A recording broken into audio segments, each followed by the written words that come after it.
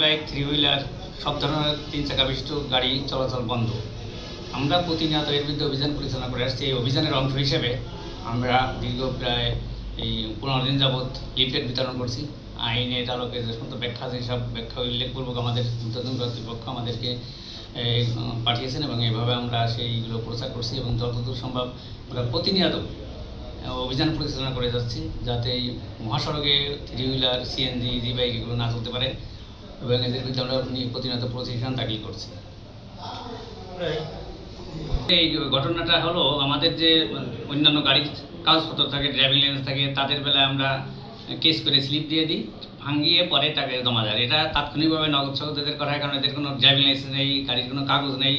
ধরে তাৎক্ষণিকভাবে মামলা দেওয়ার পরে ওরা ভাঙিয়ে তারপরে গাড়ি নিয়ে যায় এবং এই ২৬০০ টাকা মানে কি ২৫০০ টাকা সরকারি রেটে যে 89 ধারায় এবং ১০০ টাকা হয়তো যারা যেখানে ভাঙায় তারা ১০০ টাকা তাদের কাছ থেকে নেয়, টাকাকে স্লিপের যে করে টাকা জমা করে হিসাবে। ব্যক্তিগত কোনো কিছু না, আইনের আলোকে যেটা নির্ধারণ করা আছে সেইভাবেই কাজ করা হয়। ধরার মধ্যেই আমরা যখন দেখি যে কেউ বলে যে কালকে ধরছে, এইভাবে আমরা ধরি না কখনোই। একবার যে ধরা পড়ে তার তো রাস্তা আসারই কথা না। তারপরে আমরা স্লিপ তো দিয়েই তাৎক্ষণিক ভাঙে আবার আমাদের এখানে জমা দিতে হয়। জমা দেয় এগুলো আমরা আমাদের সেট অফিসে প্রেরণ করি, কারণ এই জন্য ওরা কোনো স্লিপ পার্সোনাল স্লিপ পায় না। আর এমনি যারা অন্যান্য ফোর হুইলার, অন্যান্য বড় গাড়ি তাদের তো স্লিপ দিয়েই দিই, কাগজপত্র জমা রেখে স্লিপ দিয়ে দিই, তারা ভাঙায় আজ না পারে 10 দিন পরে করে একটা ডেট দিয়ে থাকে, 1 মাস বা 15 দিন এরকম অনলাইনে ডেট আসে, সেই ডেট অনুযায়ী তারা ভাঙিয়ে নেয়। কোনো ওদের কথাবার্তা সঠিক না, কারণ চলতি আমরা দিই না কাউকেই।